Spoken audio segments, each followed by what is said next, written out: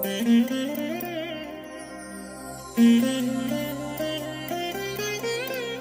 దినం పరము నుండి దిగివచ్చు మాట, ఇది నీ జీవితానికి వెలుగుల బాట, నీ ఒడిలో ఉంచబడిన దీవెనల మూట, అద్భుతాల ఆనంద ఊట. మార్చి 24 సంవత్సరమంతా మీరు బైబిల్ చదివి ముగించడానికి ఈరోజు మీరు చదవలసిన లేఖన భాగము ఉదయం యెహోషువ గ్రంథం 16, 17 మరియు 18 అధ్యాయములు, సాయంత్రం లూకా సువార్త 2వ అధ్యాయము 1 నుండి 24 వరకు. క్రీస్తునందు నాకు అత్యంత ప్రియమైన దేవుని బిడ్డలారా, మీ అందరికీ ప్రభు అయిన యేసుక్రీస్తు నామంలో శుభాభివందనాలు తెలియచేస్తున్నాను.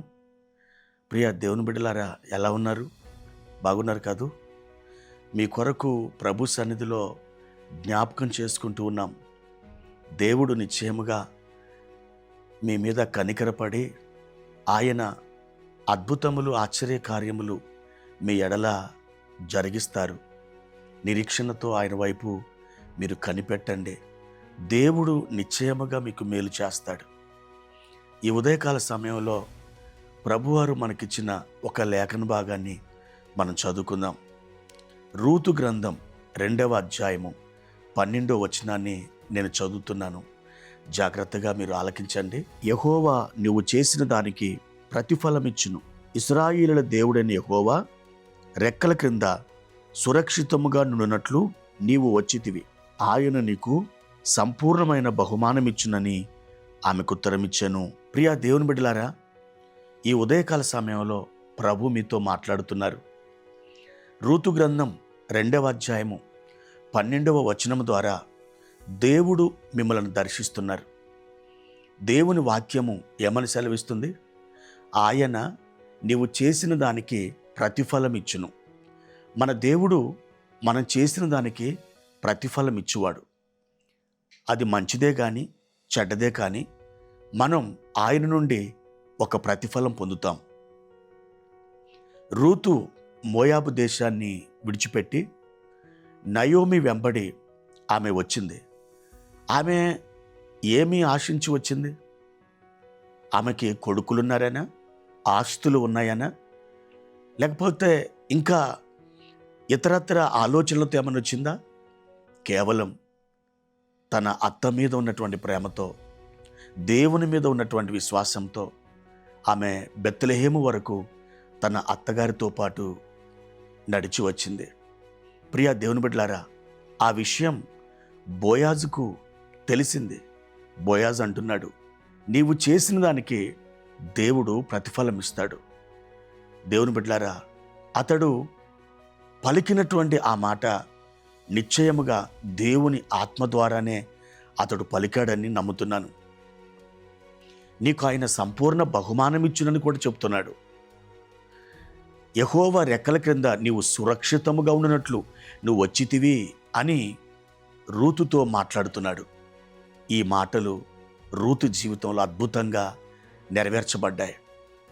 ఆ తర్వాత కాలంలో ఈ బోయాజుకి రూతు భార్యగా మారడం, వారిద్దరిని దేవుడు ఆశీర్వదించటం, ఓబేదుని వారికి ఒక స్వాస్థ్యముగా ఇవ్వడం, ఆ ఓబేదు యెషైని కనడం, యెషై రాజైన దావీదును కనడం, ఆ దావీదు యొక్క వంశములో నుండి అతని యొక్క గర్భవాసాన యేసుక్రీస్తు ప్రభువారు అవతరించటం, ఇదంతా కూడా ఏదో క్యాజువల్గా జరగలేదు, కాకతాళీయముగా జరగలేదు.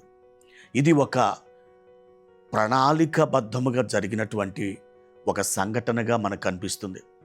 ప్రియ దేవుని బిడ్డలారా, దేవుడు మనకిచ్చే ప్రతిఫలం ఎంత గొప్పదిగా ఉంటుందంటే నీవు నీ 2 కళ్ళతో దాన్ని చూడలేవు.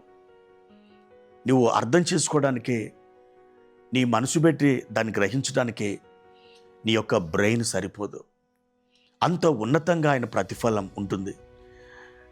నువ్వు చేసిన ప్రార్థనలు కావచ్చు, ప్రభువుని స్తుతించిన నీ స్తుతుల నైవేద్యం కావచ్చు, లేకపోతే నువ్వు సువార్త ప్రకటించి అనేక ఆత్మలకు నువ్వు సాక్ష్యమిచ్చుండొచ్చు. నువ్వు ఏమి చేసినా దేవుడు నీకు ప్రతిఫలం ఇస్తాడు. ఆయన నీకు సంపూర్ణమైన బహుమానం ఇస్తాడు. ప్రియ సహోదరి సహోదరుడా, ప్రభునందు నిరీక్షణ కలిగి ఉండు. ఆయన తట్టు చూడు. నిశ్చయముగా దేవుడు నీకు మేలు చేయడం నీ కన్నులారను చూస్తావు. సంపూర్ణమైన బహుమానంతో దేవుడు నీ గుమ్మం యొద్దకు వస్తాడు. నీకు నిశ్చయముగా మేలు కలుగుతుంది. ప్రభు యొక్క కృప మీకు తోడై ఉండునుగాక. ప్రార్థన. పరిశుద్ధుడా, ప్రేమ కలిగిన తండ్రి, గొప్ప దేవ, మీ పరిశుద్ధమైన పాదాలకు వందనాలు, స్తోత్రాలు చెల్లిస్తున్నాం. మా నాయన, ఈ ఉదయకాల సమయంలో రూతు గ్రంథం 2వ అధ్యాయము 12వ వచనము ద్వారా మా ప్రియులతో మాట్లాడినందుకు వందనాలు. మీరు సంపూర్ణమైన బహుమానము ఇచ్చే దేవుడవు నాయన.